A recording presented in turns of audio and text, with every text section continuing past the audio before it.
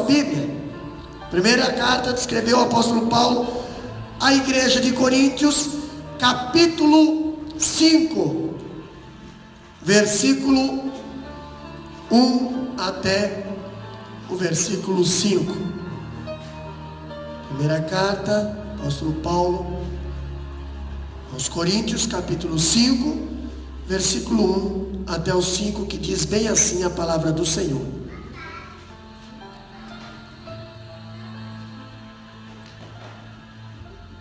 Geralmente se ouve que há entre vós fornicação, e fornicação tal, que nem ainda entre os gentios, como é haver quem abuse da mulher de seu pai.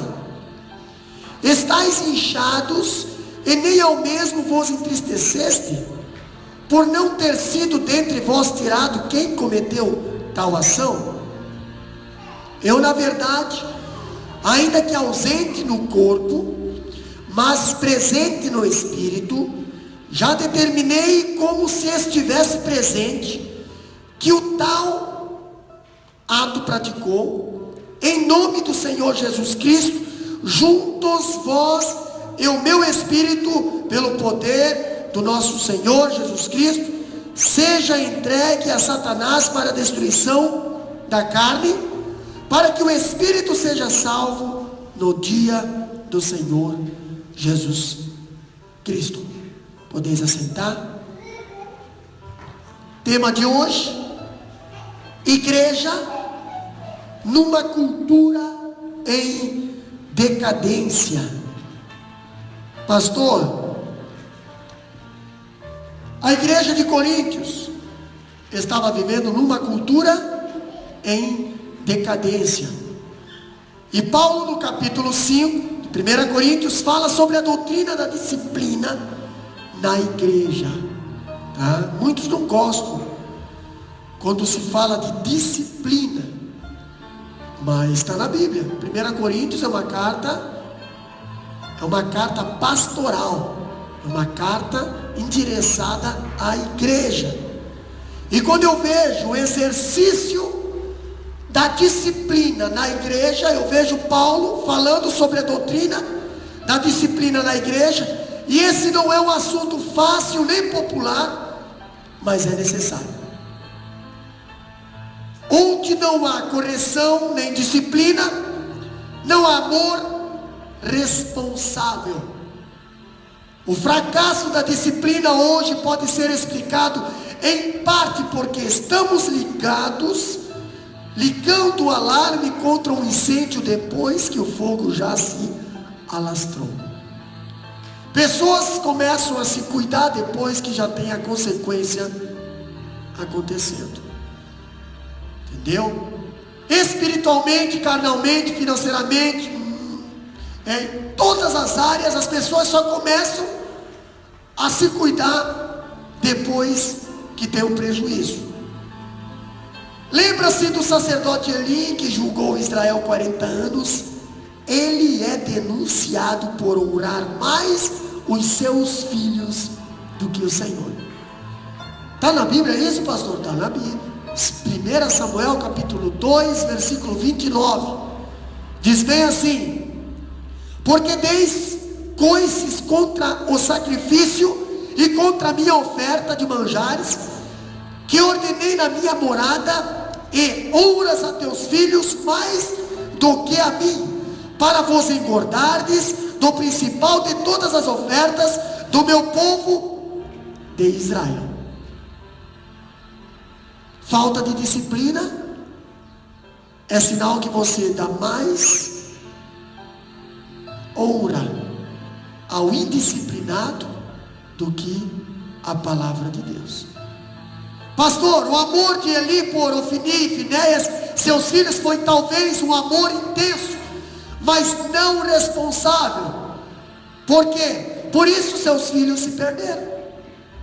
E hoje nós estamos falando do exercício da disciplina na igreja. E quando se fala da igreja, se fala de uma família. A nossa família está na igreja. Entendeu? Essa disciplina não é para o povo que está fora da igreja. Essa disciplina é para quem está na igreja. Entendeu? Pastor, o desviado não está na igreja. O desviado não está no corpo, ele está fora do corpo. Ele pertencia ao corpo, mas a Bíblia diz: toda vara que não está ligada na videira verdadeira, ela não gera fruto, ela não faz parte do corpo. E essa disciplina que o apóstolo Paulo está falando é para os de dentro da igreja. Quando eu vejo a Bíblia falando, nos lembrando também de Davi, que ele amava seus filhos, ele foi capaz de chorar amargamente com a morte de Absalão, mas não tinha disposição de discipliná-lo de maneira correta. Quando era para disciplinar o seu filho Absalão, ele fazia vista grossa. Entendeu? O que aconteceu? O Absalão o perseguiu. O Absalão criou um orgulho no coração dele, de tão orgulhoso que ele era, meus irmãos. O camarada, ele pesava uma vez por ano o cabelo que ele cortava, só para ver quantos quilos dava o cabelo dele. Diz a Bíblia que era aproximadamente 3 ciclos o peso do cabelo dele. Orgulhoso, entendeu? Tão orgulhoso que fazia motim por fora para desonrar o pai como rei. Fazia grupinho lá fora para tirar, para ganhar o coração do povo, para o povo perder o coração do rei, próprio pai. O que aconteceu?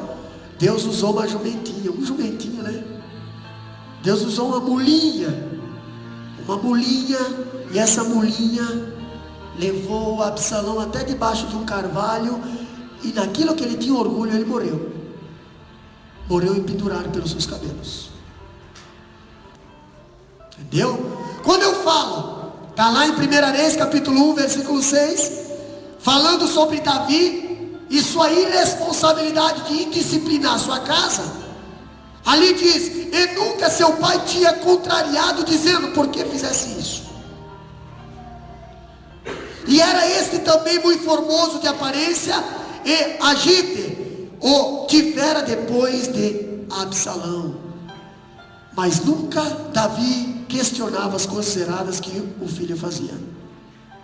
Não tinha disciplina naquela casa. Por isso Davi olhou pelos próprios olhos o seu filho morrer.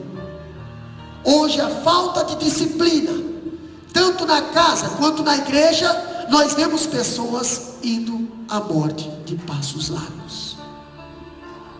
Estamos falando do exercício da disciplina na igreja. O escritor, o reformista João Calvino chegou a dizer que uma das marcas verdadeiras da igreja é a correta aplicação da disciplina bíblica. Entendeu? Você não vê mais muitas igrejas pregar sobre o livro de 1 Coríntios. Eu até brinquei ali com o obreiro, eu falei: quer pregar hoje? Dá uma olhada no título do capítulo 5. O que diz ali o título do capítulo 5? A impureza da igreja de Corinto. Entendeu? Como é que é? Tratando do pecado na igreja. Outra, a impureza do pecado, hein? A imoralidade dentro da igreja. Não é fácil pregar sobre isso aí. Precisamos olhar para esse assunto com muito cuidado e zelo, porque, via de regra, a questão da disciplina tem sido mal empregada na igreja de Deus nos últimos dias. Entendeu? Hoje o pecado entra e sai, ninguém mais sente constrangimento, ninguém mais sente remorso, todo mundo olha e fica normal, pastor.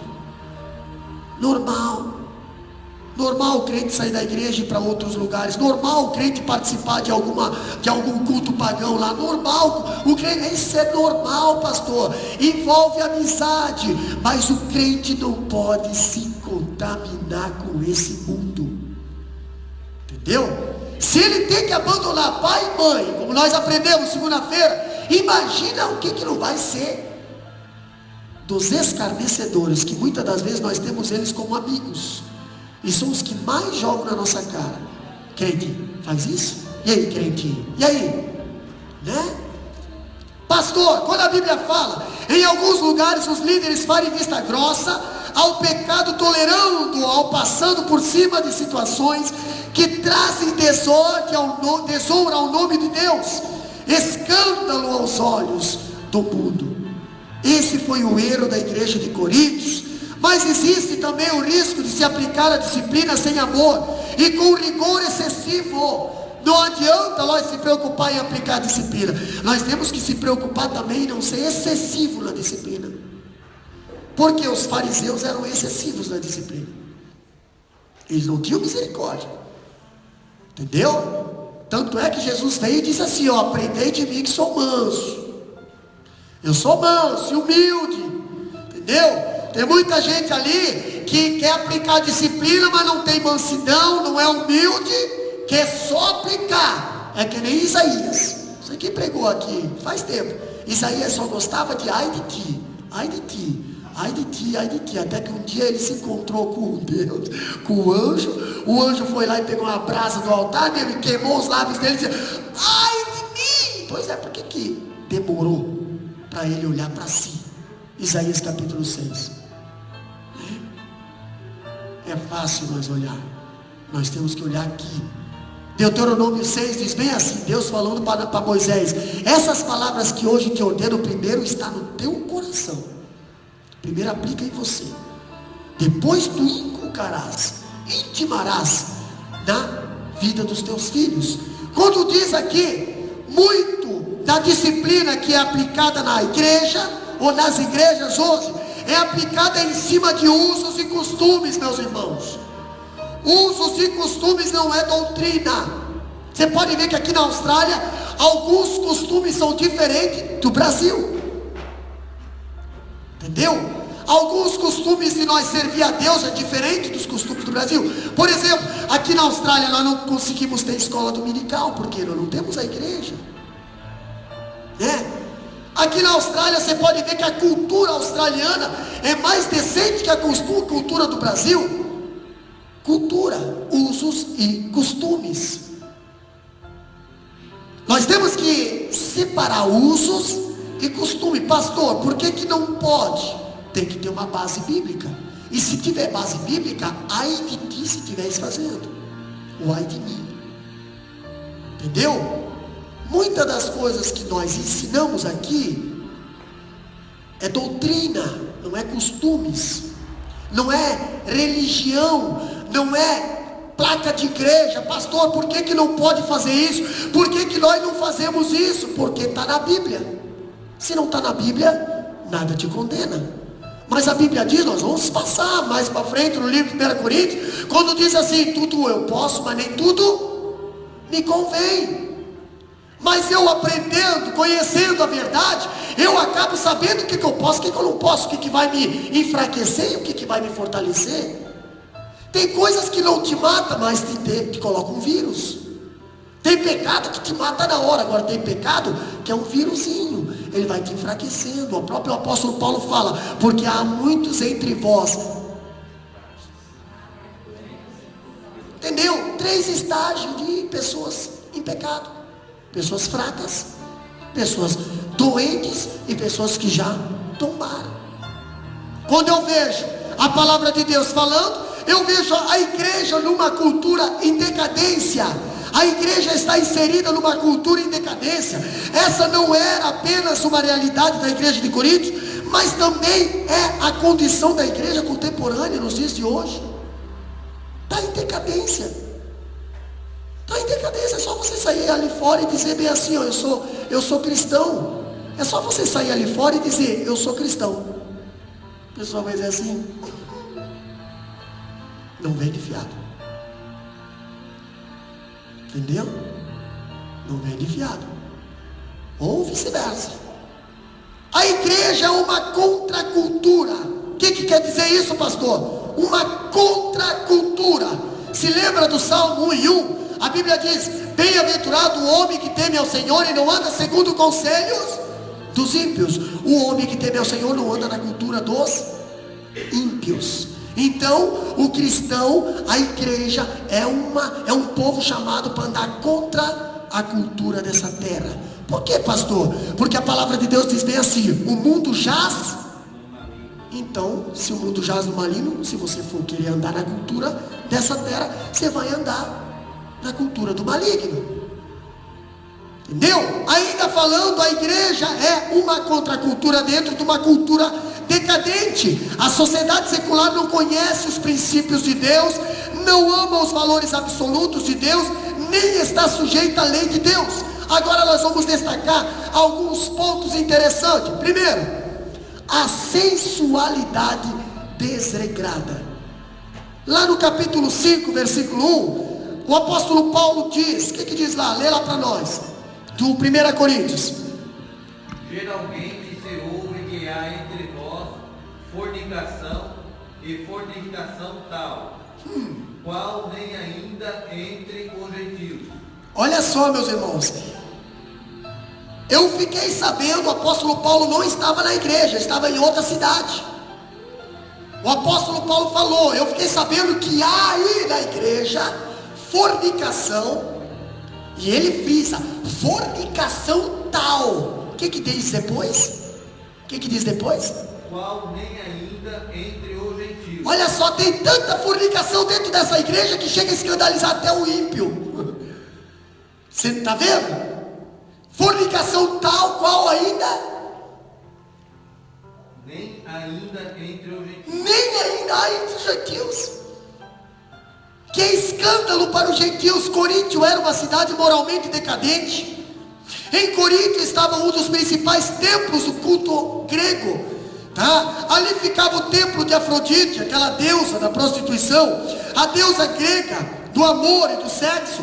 Nesse templo havia cerca de 1000 prostitutas cultuais que prestavam uma espécie de serviço litúrgico àquela divindade pagã por meio da prostituição. Então lá em cima do muro da Coríntio tinha um templo.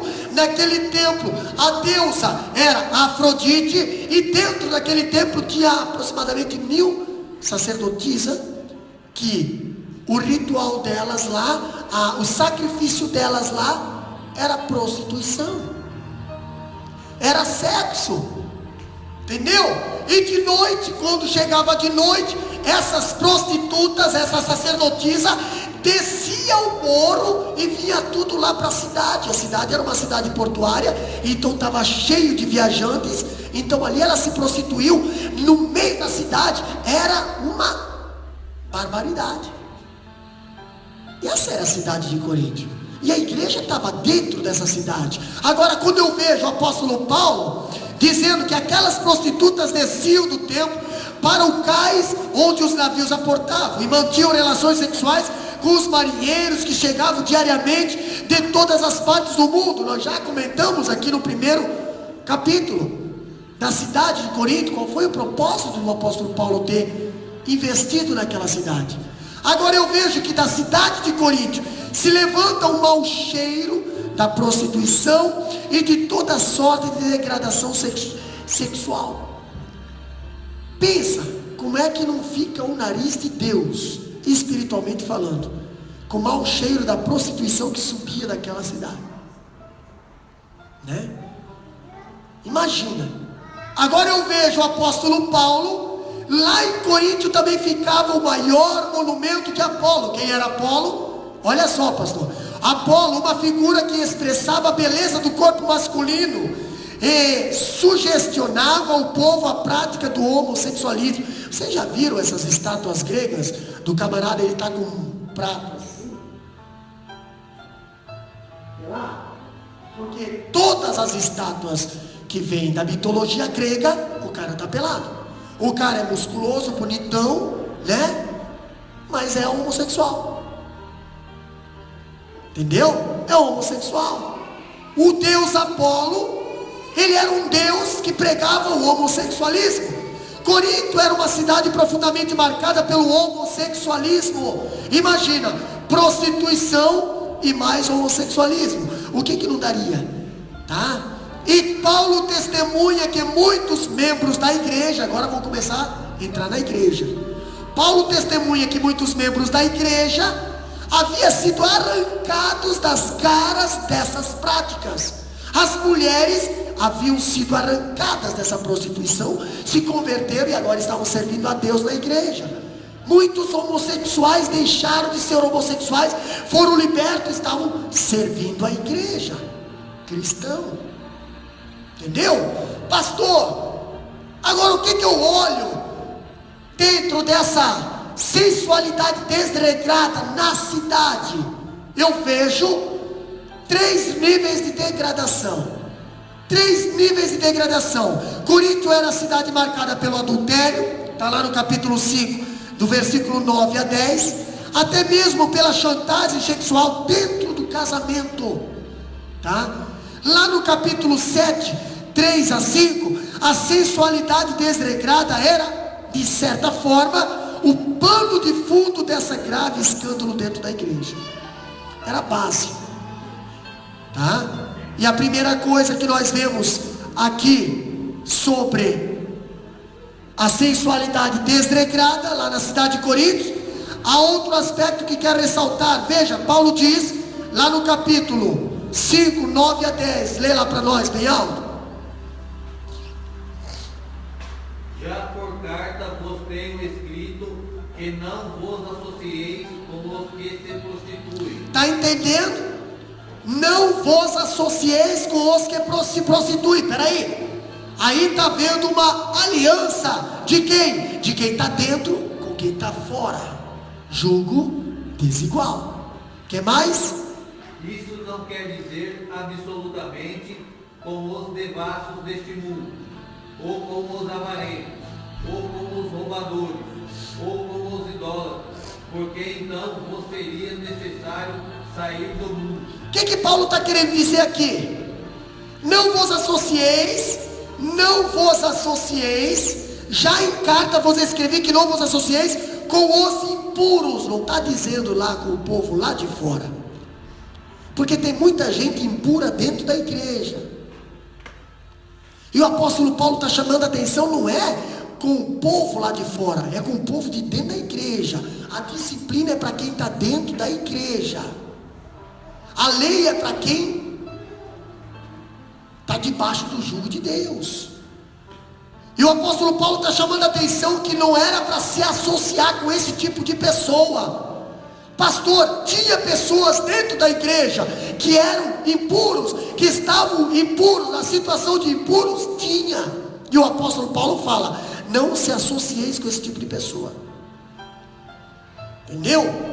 Não se associeis com esse tipo de pessoa. Ali nós vemos três níveis de degradação que tinha. Primeiro nível é qual, pastor? O pecado contra si mesmo.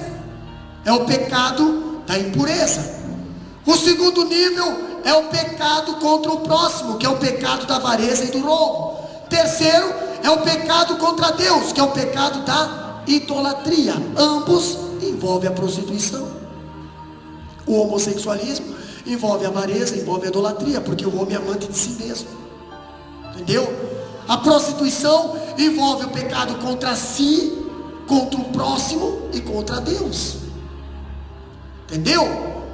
Pastor, quando eu vejo o pecado invadindo a igreja, quando o pecado invade a igreja, Deus chamou a igreja do mundo para influenciar o mundo a ser a luz no mundo. Deus não chamou o povo do mundo para se comportar ou continuar se comportando como o mundo. Deus chamou o povo do mundo para ganhar o mundo. Deus tirou Moisés do Egito, levou para o deserto, trabalhou na vida dele, e depois que ele estava bem trabalhadinho, mandou, vai lá agora no Egito e busca o resto. Entendeu? Imagina se Moisés não tivesse bem preparado. Olha que precisou 40 anos para Moisés se preparar. Por quê? Porque senão Moisés ia ficar lá. Moisés ia ficar lá. Olha a diferença de Moisés com o povo que saiu do Egito. O povo que saiu do Egito não dava a primeira dificuldade, já queria voltar. Não estava preparado. Deus ia começar a preparar o povo no deserto, mas Moisés já estava preparado. Moisés, a primeira dificuldade que dava, ele clamava a Deus. O povo não. O povo que não estava preparado, o povo murmurava, né? Quando eu vejo Deus, o grande problema é quando a igreja é seduzida e influenciada pelo mundo, a ponto de perder sua influência e seus valores. Estamos falando agora de gente de dentro da igreja sendo influenciado pelo mundo lá fora, pelas coisas do mundo. Vejamos alguns pontos. Primeiro ponto, Paulo denuncia o pecado do incesto. O que é incesto? O que é incesto? Relacionamento entre... É só entre pai e filhos? Vamos lá, Levítico 18:5. Abre lá e lê. O que significa a palavra incesto? É só entre pai e filho, ou filho e madrasta, ou enteado, ou... Levítico capítulo 18, versículo 5. Portanto, os meus estatutos e os meus juízos guardareis, os quais, observando-os, o homem viverá por eles. 6 agora. 6. Nenhum homem se chegará a qualquer parenta na sua carne, para descobrir a sua nudez. Eu sou o Senhor. Nenhum homem se chegará a qualquer parente. Pastor, mas é de tantos graus. É parente? É parente. Entendeu? Está na Bíblia. Não é eu que estou falando. Tira de mim esse prego, né? Nenhum homem se chegará a qualquer parente de sua carne para descobrir a sua nudez. Tá? Olha que o incesto é condenado pela lei de Deus. O homem estava tendo relação sexual com a mulher do seu pai, e a igreja, em vez de disciplinar esse faltoso, se orgulhava dessa loucura. Isso estava acontecendo na igreja de Corintos. Entendeu? Não podemos saber à luz desse texto se essa mulher ainda estava casada com o pai desse rapaz, ou se havia deixado, ou mesmo se era viúva do seu pai. De qualquer maneira, havia um preceito na lei de Moisés, que o homem não podia se deitar com a mulher do seu pai, fosse ela sua mãe ou madrasta. Nós temos alguns casos na Bíblia. Se você for dar uma pesquisada, bem pesquisada, não vou entrar em detalhe, mas se você for pesquisar a história de Noé, se você for pesquisar a história de Jacó, entendeu? O filho deitou com concubina lá. Se você for pesquisar, vai dar uma pesquisada, né? Agora, pastor, de qualquer maneira havia um preceito na lei de Moisés. Tanto a lei rabínica quanto a lei romana também proibia tais casamentos. Isso era o quê? Isso era abominável aos olhos de Deus. O tempo presente do verbo possuir, que ali diz no capítulo 5, versículo 1, quando fala possuir, vejo ali que há, como é que diz ali? Como é que diz a passagem, capítulo 5, versículo 1? Geralmente se ouve que há entre vós fornicação, e fornicação tal, qual nem ainda entre os gentios. Como é haver quem abuse da mulher de seu pai? Em outra tradução diz possuir a mulher do seu pai. Entendeu? Em outra tradução, a mais original, diz possuir. O que significa a palavra possuir? Enfatiza a possessão contínua. Não é só uma vez, mas sim frequência. Entendeu? Olha só a história de José e Maria. José ainda não tinha possuído, não tinha coabitado com Maria. Ele era noivo, não tinha possuído ela ainda. Entendeu? Jacó, Abraão, Sara. Abraão possuiu depois Sara, e eles tiveram um filho. Depois tiveram um encontro com o anjo. Essa palavra possuir dá um ato, enfatiza de possessão contínua, frequência, todos os dias. era costumeiro, vivendo como marido e mulher sem estarem casados. Quando eu vejo, em segundo lugar, eu vejo algo, incesto, essa atitude, ela violava os próprios princípios do mundo. Não estamos mais falando agora da doutrina cristã, estamos falando de doutrina dos gentios, do mundo.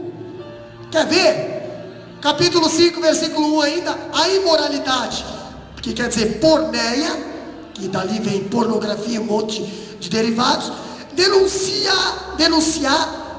denunciada por Paulo nesse versículo 1, não é apenas ao adultério, mas sobretudo o incesto. Paulo recrimina a igreja e denuncia o pecado do incesto desse jovem, dizendo que nem os pagãos ousavam cometer tamanha torpeza. Está ali, capítulo 5, versículo 1. Ele diz que os gentios não fazem isso. Entendeu? Também abominam isso e nem são cristãos, né? Agora Paulo diz que o incesto é condenável não apenas pela lei de Deus, mas também pelos princípios do mundo. Lá no capítulo 5, versículo 1, diz bem assim, ó: geralmente se ouve há entre vós imoralidade tal como nem mesmo entre os gentios. Olha só a gravidade que estava essa igreja. Nem mesmo a sociedade permitia. Promíscua de Coríntios estava acostumada com esse tipo de pecado de um homem chegar a possuir a mulher do seu próprio pai. Por que é que Paulo denuncia o homem e não a mulher? Por que isso, pastor? Por que Paulo ali, nesse livro, nesse capítulo, está denunciando só o homem e não a mulher? Por quê? Está corrigindo o homem, está disciplinando o homem e a mulher não. Alguém pode me dizer? Hã?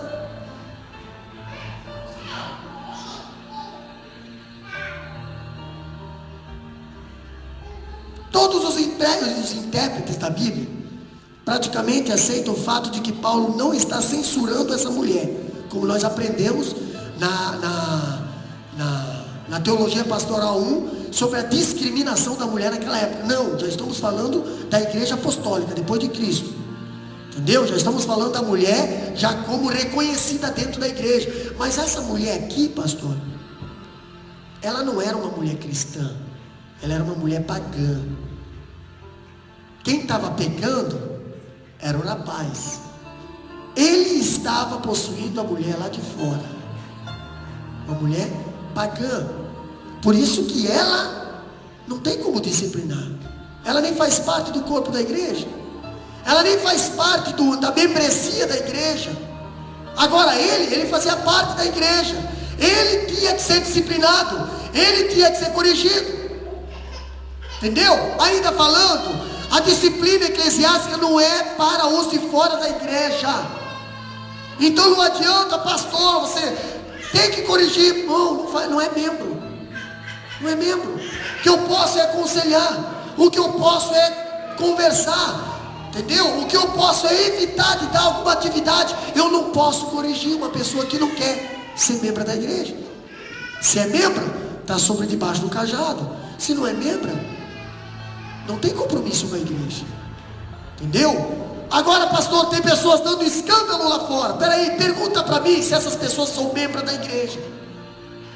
São membros da igreja, porque quando a gente diz assim, vamos batizar, vai ter batismo, pastor, eu não quero ser batizado. Por quê? Porque eu aí tenho medo, vai que... Não é que você tem medo, é que você não quer ter compromisso com a igreja. Por quê, pastor? Porque se você for membro da igreja, você vai ser disciplinado, se você der escândalo.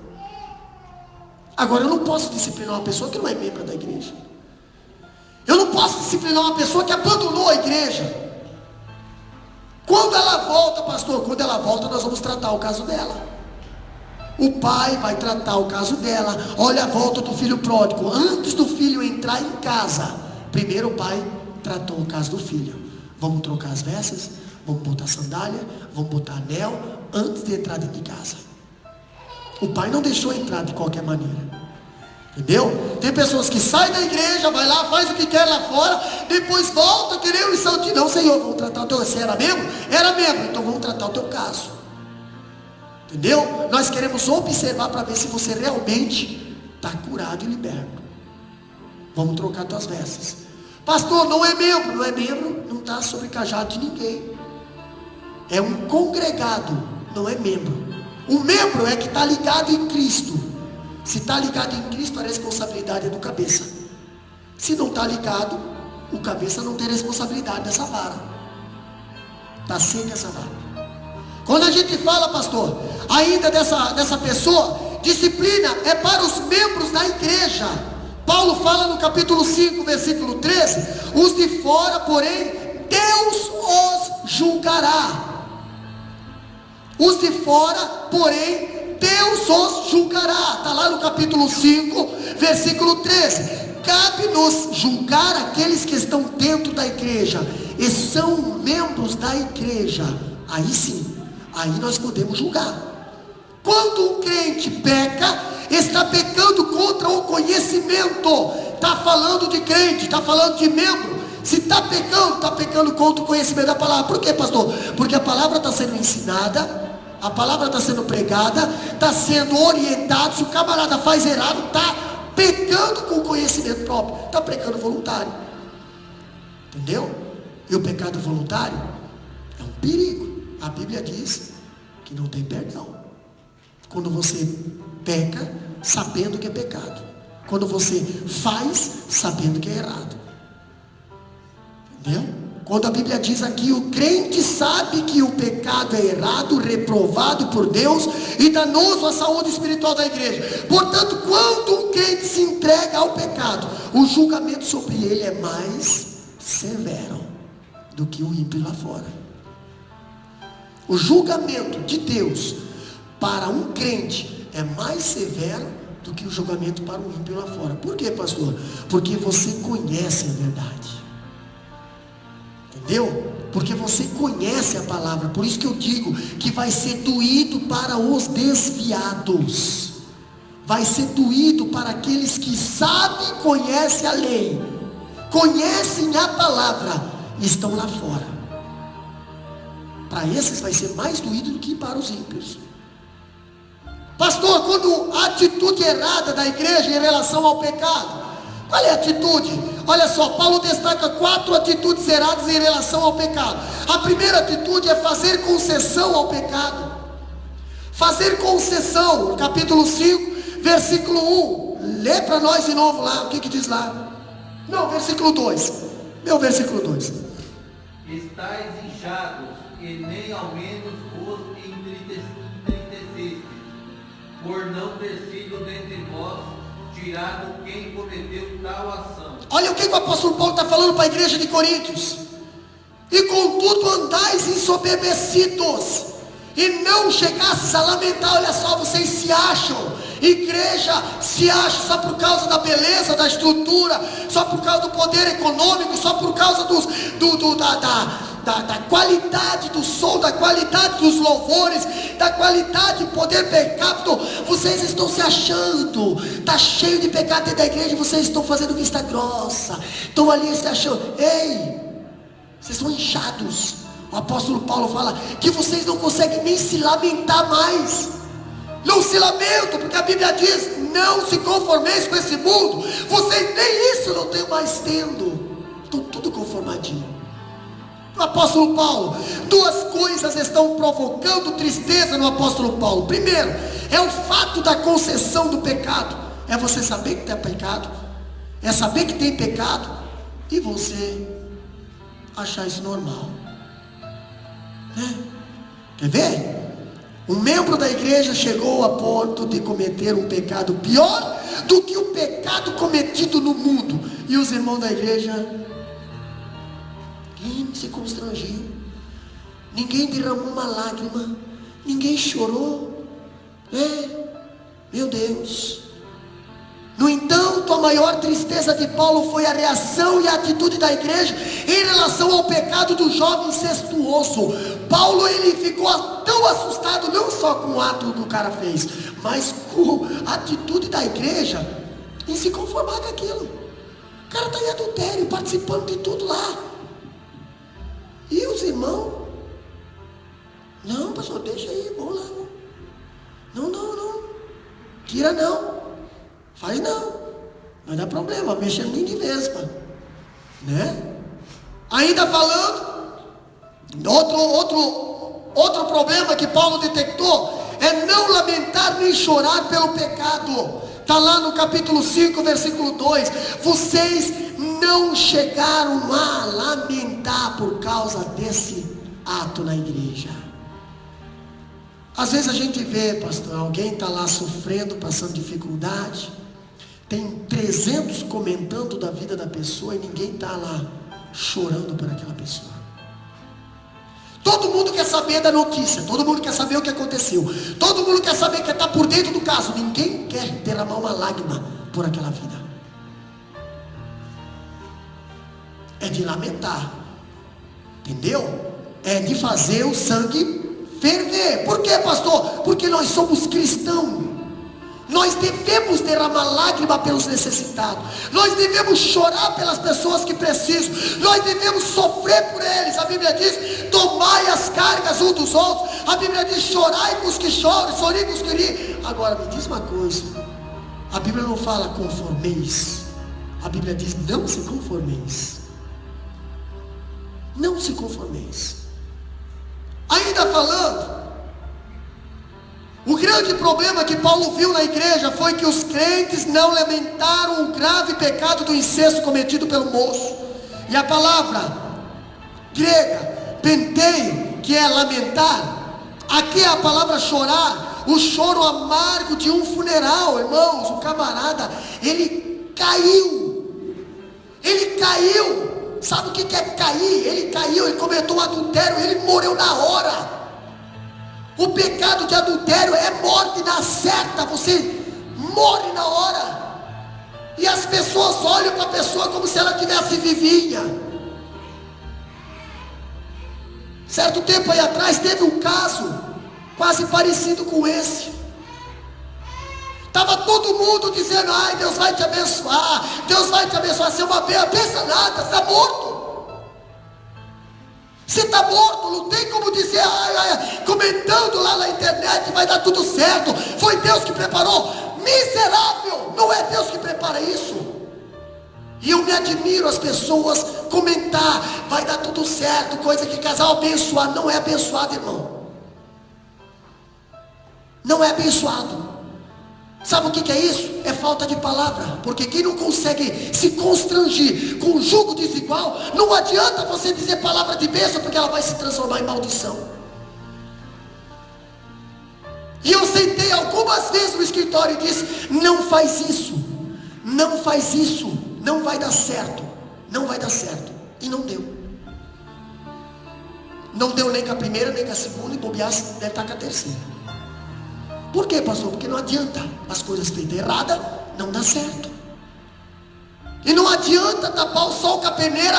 Se você é homem e mulher de Deus, você tem que falar a verdade, ou você não fica quieto.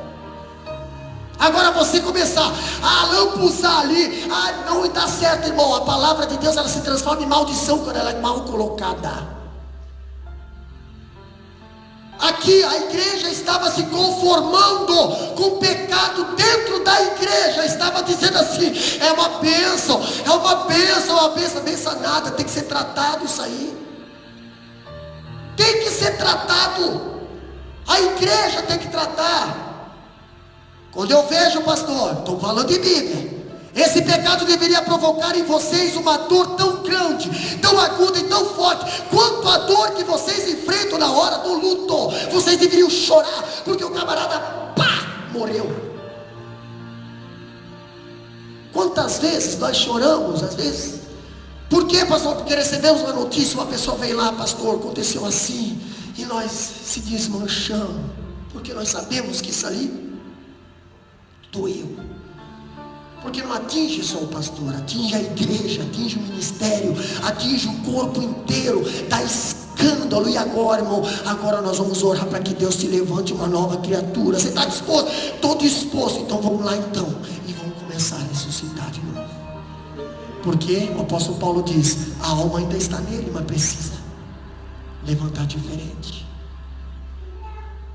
Quando eu vejo o apóstolo Paulo falando aqui, ele se avaliava, ela se avaliava e dava nota máxima de si mesmo, julgava-se uma igreja de mente aberta, onde as pessoas tinham plena liberdade e nenhuma espécie de restrição. Não tinha, pastor, não tinha nada. Não, peraí, o pastor chama atenção, não, vai outro irmão lá, não, pode, não tem problema, o pastor fala alguma coisa de público, os irmãos fazem tudo ao contrário. Não, tá tudo certo, tá lá, vai. Vai quebrar a cara, vai estourar, entendeu? Vai estourar a cara. Por quê? Porque a igreja de Coríntios estava nessa situação. Nada de imposição, nada de regra, nada de princípio, nada de fiscalizar, nada de, diziam eles assim, ó, hoje também nós só choramos nos funerais, mas não derramamos nenhuma lágrima pelos escândalos e estragos que o pecado faz no meio da igreja. Nos funeral nós viemos aqui derramar um monte de lágrimas. Morreu. E ainda capaz de dizer assim, era tão querido, amava tanto, amava nada. Você veio visitar porque morreu. Entendeu? Você veio visitar porque morreu. Que se o camarada tivesse vivo, você ainda não estaria indo. Você trouxe flores porque morreu. Porque se estivesse vivo, tu não teria visitado ainda, né? Agora a Bíblia diz que nós temos que chorar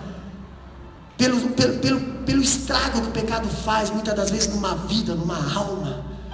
Muitas das vezes o atraso que a igreja tem na caminhada por causa do pecado. Ela podia caminhar mais, mas os embaraços dessa vida faz a gente. Quando eu vejo o apóstolo Paulo falando, ele fala que de ficar ensoberbecido pelo pecado, lá no capítulo 5, versículo 2 a 6. O que estava acontecendo é que a igreja não apenas tolerava o pecado, mas também estava vaidosa por causa dele, porque Paulo reprova a igreja dizendo, capítulo 5, versículo 6, não é boa a vossa jactância. Imagina agora, Paulo mandar uma carta para a igreja dizendo assim, ó, não é bom o que vocês estão fazendo, não é bom. Mas nós estamos aparecendo na mídia, mas não é bom o que vocês estão fazendo. Mas nós estamos, meu Deus, nós somos uma igreja das mais mencionadas. Não é bom o que vocês estão fazendo. Paulo estava falando em questão de doutrina, em questão de palavra. Ele não estava falando em questão de costumes, ele estava falando em questão de doutrina. Tá? Que coisa estranha nessa igreja, ela não estava neutra, nem indiferente com relação ao pecado, mas ensoberbecida da jactância e por causa dele. Irmão, uma coisa é você estar neutro. Olha, eu não sou nem crente e eu não sou nem do mundo, eu sou neutro, eu sou eutico. Mas a igreja de Corinto, ela era uma igreja, mas ela estava no mundo, se conformava com as coisas do mundo, se conformava com a igreja em pecado. Então ela tinha uma atitude, ela tinha uma posição. A posição era tolerar o pecado. E nós temos lá em Apocalipse uma carta direcionada a uma das igrejas: eis que eu tenho contra ti que toleras Jezabel, que tolera a doutrina dos nicolaítas, que tolera isso, que tolera aquilo. Eis que eu virei contra ti, se tu não te arrependeres, eu vou te tirar do meio dos castiçais. Tu vai dizer que é uma igreja, mas tu não é igreja. Tu vai até usar o meu nome, mas tu não vai ter poder no meu nome. É o que está acontecendo nos dias de hoje. E nós temos um contexto no versículo que a Bíblia diz que muitos chegarão na porta do céu dizendo: Senhor, pregava no teu nome, eu expulsava demônios. Não, no meu nome não. Não, porque esse tipo de igreja eu tirei do castiçal. Você pode até usar o meu nome, você pode até usar o nome da igreja, corpo de Cristo e a minha palavra, mas tu não tem a minha unção e o meu poder. Não vos conheço. Entendeu? Não vos conheço. A nossa sociedade, de modo semelhante à sociedade de Corinto, não tolera absurdos. Cada um quer viver com sua vida. Nesse mundo a disciplina está cada vez mais difícil. Você ganha a atenção de um membro faltoso da igreja e ele diz: olha só, quando você vai chamar a atenção de um membro, presta atenção aqui, eu não quero que ninguém me incomode. Sou dono da minha própria vida. Não permito que ninguém interfira nas minhas escolhas. Se vocês não estão satisfeitos com a minha conduta aqui, então eu vou para outra. Entendeu? Eu cuido do meu nariz. Não se meta na minha vida. Peraí, irmãos. Quando você faz parte de um corpo, quem manda em você não é você, é o cabeça. Quando você faz parte de um corpo, quem direciona você não é você, é o cabeça. Quando você faz parte do corpo, quem conduz você não é você, é o cabeça. E ele deixou a palavra dele aqui. Entendeu? Agora, quando eu vejo aplicar ou não aplicar a disciplina, pastor, não aplicar a disciplina, Paulo, no capítulo 5, versículo 2, mostra à igreja que a concessão ao pecado é uma atitude errada. Você vê e se conformar é uma atitude errada. Você vê e achar normal é uma atitude errada. Quando eu vejo Paulo, por causa da atitude errada da igreja, ela deixou de aplicar a disciplina dos membros faltosos. Entendeu? Tinha membros faltosos, capítulo 5, versículo 2, que diz bem assim, ó: e não chegasses a lamentar, para que fosse tirado do vosso meio quem tamanho ultraje praticou. Você nem lamentou, quanto mais disciplinou. Você nem se constrangiu, quanto mais corrigir. Paulo, sempre que a igreja tem uma visão equivocada do pecado, ela falha na aplicação da disciplina. Por isso que nós temos que saber o que é pecado. Por isso que nós temos que conhecer a verdade, para a verdade nos libertar do pecado. Por isso que hoje muitos poucos ali conseguem superar, conseguem enfrentar, conseguem derrubar gigantes. Por quê, pastor? Porque estou em contato direto com a palavra. Não vou dizer que não tem tentação, não vou dizer que não tem um inimigo ao derredor, tem, mas estou mais resistente. Eles têm fundamento. Quem muitas das vezes faz pouco caso para a palavra, acaba trocando Jesus por Genésio, acaba pensando que pode e não pode, acaba pensando que não pode e pode. Quem conhece a palavra não era. A palavra de Deus fala no Salmo 119, 105, se não for a memória: guarda a tua palavra no meu coração, para não pecar contra ti. Quando eu vejo o apóstolo Paulo falando sobre isso aí, tá? Eu vejo algo interessante aqui, sobre aplicar a disciplina. Perigo do pecado na igreja. Qual é o perigo, pastor? Qual é o perigo do pecado na igreja? Quero destacar primeiro duas coisas. Pecado da contaminação. Quando tem pecado na igreja, tem contaminação. O que é contaminação? O que é contaminação? Capítulo 5, versículo 6. Lê lá para nós. Não é boa a vossa lactância. Não sabeis que um pouco de fermento faz levedar toda a massa? Esse fermento nós vamos falar no próximo culto, né? Por que fermento, pastor? Não é boa a vossa jactância. Não sabeis que um pouco de fermento leveda a massa toda, contamina a massa toda. Paulo usa aqui a figura do fermento. Um pouco de fermento tem capacidade de penetrar em toda a massa e fazer toda a massa crescer. Só cresce com o fermento quem se conforma. Quem não se conforma não cresce. E Deus não quer crente crescido, inchado. Porque sabe, você já viu qual é o trabalho do fermento? Põe o dedinho ali para você ver. Você já fez pão caseiro? Depois que saiu aquela maquininha de fazer pão, nunca mais as mulheradas amassou pão, né? Mas eu me lembro quando a minha mãe fazia, minha sogra fazia 12, 13 pão lá para a família. Pensa os pãozão. Fazia a baciada de pão e aquela bacia toda deixava descansar. Estava descansando a massa. Daqui uns 10 minutos tu podia lá olhar, estava aquela maçona. Nossa, que coisa linda. Mas não podia tocar naquela bacia. Se relar a mão naquela bacia. Você sabia, irmã Marivone, que tem crente assim também? Tem crente inchado, que se relar um dedinho,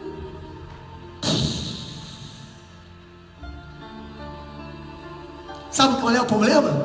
Muito fermento. Crente fermento. Entendeu? Crente fermento. Nós temos que tirar o fermento, porque o fermento faz o crente ficar inchado. Meu Deus, que volume, pastor! Que coisa linda, meu Deus! Toca, corrige, chama atenção, para você ver o que vai acontecer, né? Quando eu vejo aqui, pastor, falando a contaminação interna, a tolerância, falando aqui a tolerância, estou falando da contaminação interna, não está externa. Interna, contaminação dentro da igreja, dentro do corpo. Ainda falando que um pouco de fermento faz levedar toda a massa. A tolerância com o pecado dentro da igreja tem o mesmo efeito do fermento. Assim como o fermento, o pecado também vai penetrando, enraizando, infiltrando, influenciando, contaminando toda a massa. E se você se conforma, daqui a pouco fulano está fazendo, o ciclano vai olhar e vai começar a fazer também. O Beltrano vai ver que não está, vai começar a fazer também. Daqui a pouco está a massa toda contaminada. Por quê? Porque alguém permitiu o fermento. Agora, se você não permitir, pelo menos a massa vai saber que não está sendo aprovado esse tipo de comportamento. O cidadão ou a cidadona pode até continuar fazendo, mas a igreja está sabendo que não é aprovado esse tipo de comportamento. E para isso precisa falar, para isso precisa pregar, para isso precisa botar a palavra de Deus em prática. A igreja precisa ouvir qual é a direção que está sendo falada. Se ninguém fala nada contra o pecado, então parece que pode, né? O pastor nunca pregou sobre adultério, o pastor nunca falou sobre escândalo, o pastor nunca falou sobre isso, nunca falou. Então, pelo jeito, e tem igreja que o povo se constrange em falar em determinados temas. Tem pastor, tem líder que se constrange. Meu Deus, eu não vou pregar aqui sobre amaciamento, porque eu tenho um monte de irmãos aqui que estão. Irmão, se eu não tivesse pregado sobre isso, eu não teria casais casados hoje. Enquanto outros líderes incentivavam até a batizar, não pode batizar, que não tem problema. Tem problema sim, irmão. Nós temos que ser chamados a pregar a verdade. E a Bíblia diz que quem quer a verdade vai ser corrigido pela verdade e vai viver pela verdade. Mas quantos estão indo a passos largos para o inferno? Por quê? Porque não está sendo falada a verdade. Não está sendo falada a verdade. Falando ainda da contaminação interna, contudo, às vezes pensamos o contrário. Uma laranja podre num saco de laranja saudável pode apodrecer todas elas. Agora, pastor, se eu tirar a laranja, as outras eu protejo. Uma coisa que a laranja podre tem de diferente do fermento é que a laranja não tem mais volta. Ela apodreceu, morreu. Entendeu? Ela apodreceu, morreu. Não tem mais como restaurar a laranja podre. O fermento não. O fermento você não coloca. A laranja não. A laranja, se está podre, ela está dentro do saco. Fora do saco, ela está podre. O fermento só vai levedar a massa se você colocar. Se você não colocar, não vai levedar. Agora a laranja não. A laranja você já vê de longe que é podre. Peraí, é podre. Então vigia com esse tipo de pessoa podre. Vai contaminar as outras laranjas. Se a questão do pecado não for tratada de maneira correta, esse pecado vai contaminar, fermentar toda a igreja. Paulo diz que o pecado é sobremaneira maligno e ele pode contaminar toda a massa. Romanos capítulo 7, versículo 13 diz bem assim, ó: logo tornou-se-me o bom da morte, de modo nenhum, mas o pecado, para que se mostrasse pecado, operou em mim a morte pelo bem, a fim de que, pelo mandamento, o pecado se fizesse excessivamente maligno. Entendeu? Precisa detectar, precisa ser revelado. Outra coisa interessante que nós temos aqui é o enfraquecimento externo. Todo vírus começa pelo lado de dentro. Entendeu? Começa tudo pela de dentro. Contaminação interna. E depois vai ao enfraquecimento externo. Agora nós vemos, pastor, que se há pecado na igreja, a igreja em si enfraquece. A igreja em si é vista como contaminada. O mundo lá fora olha para a igreja, lado de fora, e vê que a igreja tem problema. Está doente, está enfraquecendo. Pastor, uma igreja que foi chamada para agir com poder, uma igreja que foi chamada para agir com autoridade, uma igreja que foi chamada para agir como exemplo, como testemunho, está contaminada pelo lado de fora. Por quê? Porque tem pecado lá de dentro. Vamos para a Bíblia? Capítulo 5, versículo 7. O que diz lá ainda? Alimpai-vos, pois, do fermento velho, para que sejais uma nova massa, assim como estáis sem fermento, porque Cristo, nossa Páscoa, foi sacrificado por nós. Cristo é nossa Páscoa. O que Paulo está dizendo aqui? O que ele está dizendo é que aqueles irmãos convertidos em Cristo era massa sem fermento.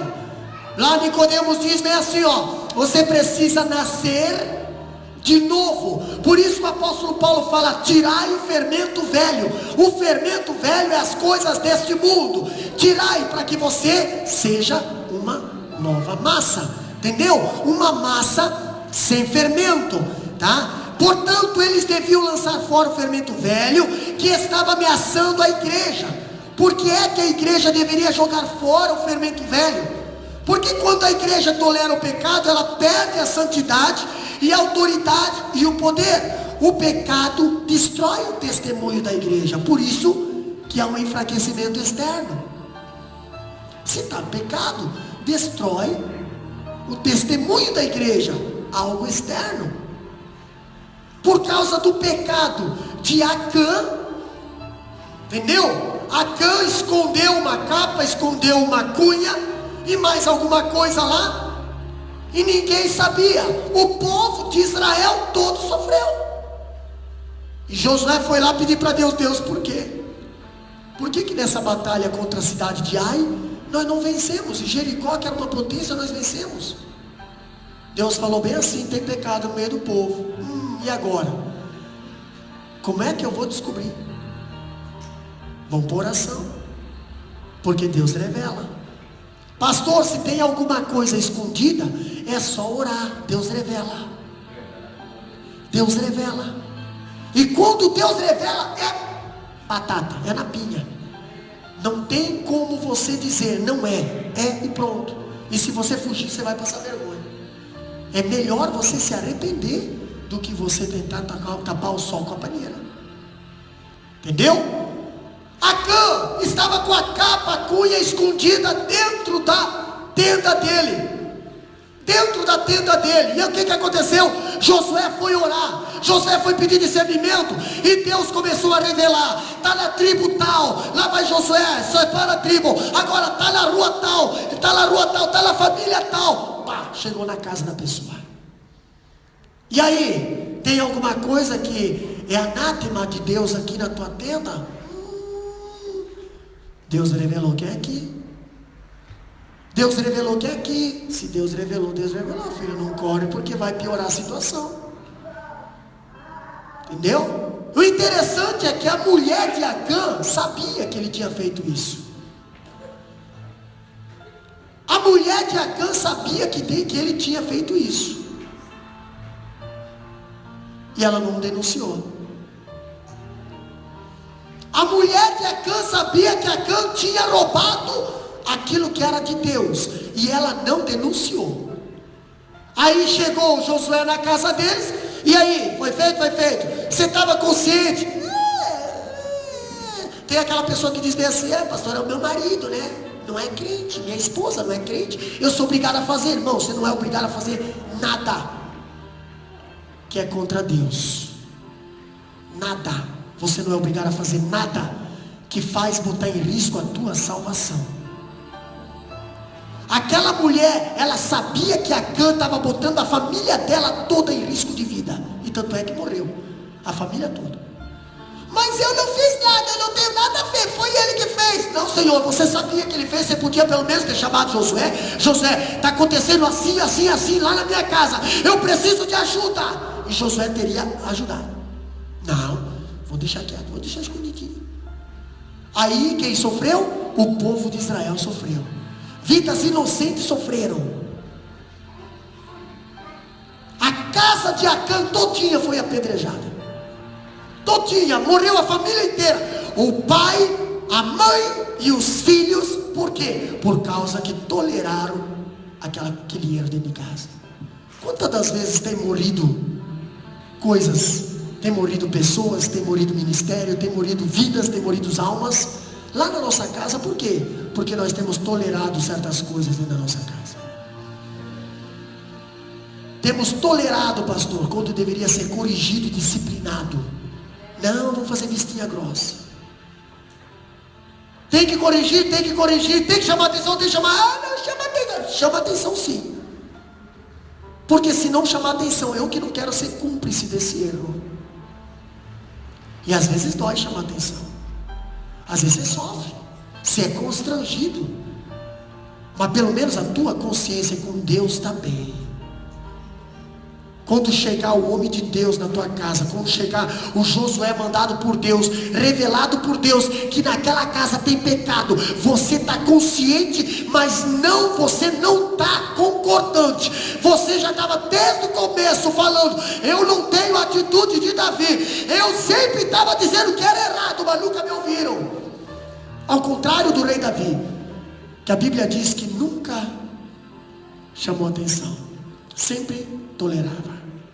O próprio sacerdote Eli, com os filhos se prostituindo na porta da igreja, o povo estava lá buzinando lá no ouvido dele, e ele não fazia nada.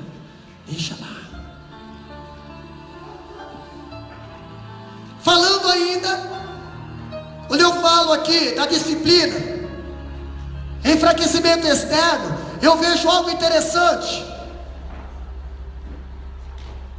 O enfraquecimento externo, Paulo diz bem assim, ó, o que Paulo está dizendo? Que ele está dizendo que aqueles irmãos convertidos em Cristo era massa e fermento. Por que é que a igreja deveria jogar fora o fermento? Porque quando a igreja tolera o pecado, ela perde a santidade, a autoridade de poder. Por que eu não tenho autoridade, pastor? Por que eu uso a palavra a meu favor, a palavra de Deus a meu favor, mas ela é uma palavra que não volta vazia? O sumo sacerdote, quando entrava na presença do Senhor, ele tinha que ter uma plaquetinha aqui na testa, aqui na testa, escrito o quê? Santidade. Não adiantava ele entrar todo cheio de pedras, todo roupa sacerdotal, não adiantava, vocês vão entender o que eu estou falando. Não adiantava ele entrar todo no ritual, não adiantava ele entrar todo no paraná, tudo vestidinho, tudo limpinho, tudo certinho, mas não ter a plaquinha da santidade. De nada adianta você ser um bom pregador, um bom cantor, um bom pastor, um bom obreiro, uma boa líder, se você não tem santidade na tua vida. Uma pessoa que tem santidade não precisa ter nenhum título, nenhum mérito. Quando ela chega na porta do templo, ela nem chega a entrar, ela já encontra o coxo lá fora, ela já não se conforma com o coxo lá fora. Imagina quando ela chega dentro. Ela chega lá e diz assim, ó, em nome do Senhor Jesus, levanta e anda. Pastor, isso é atitude de quem tem santidade. É muito diferente de ter aparência, a pessoa que tem santidade. Muitas das vezes a pessoa que tem santidade não aparenta. E aquela que não tem santidade aparenta. Entendeu? A pessoa que tem santidade, muitas das vezes ela não toca trombeta, ela só fica calado, ela chora, ela se entristece muitas das vezes, ela vai para o canto orar, ela vai para a sala de guerra, ela fica lá em combate com Deus, mas só se vê frutos. E a pessoa que não tem santidade, opa, ela toca uma trombeta tremenda, entendeu? Ela é conhecida, ele é conhecida por aí, por todo mundo. como unção que é santa, mas do pau oco. Entendeu? Porque não tem poder, não tem testemunho, não tem nada. Os frutos denunciam ao contrário. As atitudes denunciam ao contrário. Tem o nome que tem santidade, tem o gesto de santidade, mas os frutos não é de santidade. O comportamento não é de santidade. Entendeu? O andar não é de santidade. O conversar não é de santidade. A comunhão não é de santidade. A plaquinha está onde, pastor? Não está na testa. Porque se estivesse na testa, todo mundo ia ver. A sunamita via o profeta passar na frente de casa, nem conhecia a figura. Pois ela chamou o marido e disse assim, ó, eu vejo que aquele camarada é um santo. Nem conhecia, imagina se conhecesse. As pessoas nos conhecem, meus irmãos. As pessoas sabem da nossa vida. As pessoas conhecem nós. As pessoas trabalham com nós. Agora eu faço uma pergunta para você. Elas conseguem ver a plaquinha santidade na tua vida? Elas conseguem observar santidade na nossa vida? Ou é só de palavras? Porque o próprio Cristo falou, vocês me servem de palavras, mas atitudes não. Deus precisa de homens e mulheres que tenham santidade. E aí você vai ver a diferença do que é servir ao Senhor. Uma pessoa santa, ela consegue detectar o pecado de longe. Ela se constrange, ela não faz comunhão com o pecado. Estou falando pecado, não pecador. Não estou falando para você rejeitar o pecador. Eu estou dizendo para você amar o pecador. Eu não estou dizendo para você desprezar, constrangir. Eu não estou dizendo para você jogar fora. Eu estou dizendo para você desprezar o pecado e não o pecador. O pecador nós temos que trazer para frente, para dentro.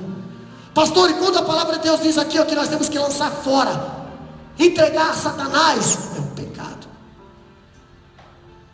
Não a alma, é o pecado. Veio lá de fora. Nós permitimos dentro da igreja o pecado. Nós temos que jogar para fora o pecado. Santidade ao Senhor. Pastor, então é só aqui dentro da igreja? Não, estou falando da igreja. Igreja, corpo, eu, você, nós, vós. Nós somos a igreja. Isso aqui não, isso aqui é um salão. Nós somos a igreja. Aonde você estiver, ali está a igreja do Senhor. Aonde você estiver, ali está o santuário do Senhor. Aonde você estiver, ali está o altar de sacrifício do Senhor. Aonde você estiver, está a bacia de água, que é a palavra do Senhor. Aonde você estiver, está o candelabro, que é a luz do Senhor. Aonde você estiver, está a mesa dos pães, que é o alimento do Senhor. Você é o tabernáculo vivo do céu. Você. Por isso que tem que estar em santidade. Não pode ter imundícia. Paulo prega contra a igreja de Coríntios, que eles eram uma igreja muito sofisticada, mas estava com pecado dentro da igreja, e o povo estava se conformando no pecado dentro da igreja. O povo nem se constrangia, achava até graça. Entendeu? Achava até engraçado. O que está acontecendo nos últimos dias, meus irmãos? Hoje o pentecostalismo está sendo motivo de piada nas redes sociais, e nós estamos rindo deles. Entendeu? Coisa que deveria ser levado a sério, nós estamos rindo. Camarada está lá fazendo um monte de pop, sendo curtido e compartilhado por um monte de cristão, que se dizem cristão, homens santos, e o cara está lá arrebentando línguas estranhas, fazendo piadinha de crente pentecostal. E nós não estamos sentindo temor nisso. Não estamos nos entristecendo. É por isso que muitas pessoas não querem mais ser batizadas pelo Espírito Santo. É por isso que quando alguém começa a falar em língua estranha, quando há uma profecia dentro da igreja, o povo já fica assim. É fantasma. É fantasma. Os discípulos também, quando viram Jesus vindo, pensaram que era fantasma. Entendeu? Mas oxalá,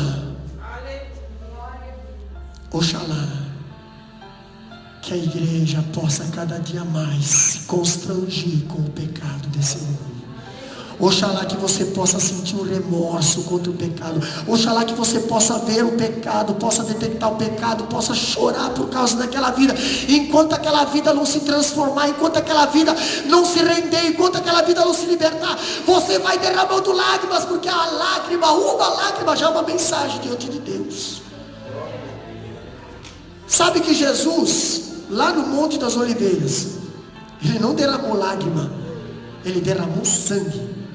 Por mim e por você. Ele não se conformou com o pecado que estava na nossa vida. Ele olhava para nós, de lá do Monte das Oliveiras, deitado naquela pedra. Ele olhava, meu Deus, eu vou precisar morrer pelo cooperador Admilson. Porque e se eu não morrer aqui, ele nunca vai ser um obreiro. Eu vou ter que morrer pela irmã Marivone, porque senão ela nunca vai ser uma serva de Deus. Eu vou ter que morrer. Eu vou ter que morrer pelo diácono Adalélio. Eu vou ter que morrer pelo David, pelo Kaique, pelo Júlio. Eu vou ter que morrer, eu vou ter que morrer. E o peso do nosso pecado, a contaminação interna e externa, tornou Jesus maldito. E nós? O que tornou nós? Salmo 1. O que tornou nós? Nós somos o que? Salmo capítulo 1, versículo 1. Bem-aventurados. Se coloca de pé. Quem é que vai louvar? Irmã Marivone, adora o Senhor nesse momento. Nós éramos malditos, agora nós somos benditos. Sabe como que nós se tornamos benditos? Por causa da santidade. Porque alguém derramou sangue na cruz do Calvário. Alguém se constrangiu por causa do pecado. Alguém olhou para nós e disse: Pai, não pode ficar assim. Pai, não deve ficar assim. Se ninguém morrer, eu desço lá e vou morrer por esse povo. Pai, alguém vai ter que sofrer por eles. Pai, não pode ficar assim. O pecado tem que ser tirado do meio do povo. O pecado tem que ser arrancado, tem que ser expulso, tem que ser limpado. A igreja precisa ser purificada. Nós precisamos ser purificados, lavado nossas vestes no sangue do Cordeiro. Paulo chama a atenção daquela igreja, e hoje, através da palavra de Deus, ele chama a atenção de nós também. Onde é que está? Onde é que está o pecado? Onde é que está a contaminação? Onde é que está a contaminação interna? Onde é que está o conformismo? Aonde é que está a vista grossa? Aonde é que está a falta de constrangimento na tua vida? Deus chama hoje nós ao constrangimento. Deus nos constrange e diz: começa a não se conformar com este mundo. Está na hora de nós começarmos a ser constrangidos com esse mundo. Está na hora de nós começarmos a chorar mais e menos. Está na hora de nós começar a interceder mais e se conformar menos. Está na hora de nós tomar uma atitude, porque a igreja precisa de santidade nesses últimos tempos. Glória a Deus. Aleluia. Irmã Marivone adora o nome do Senhor. Eu quero estar com Cristo, onde a luta se travar. O lance imprevisível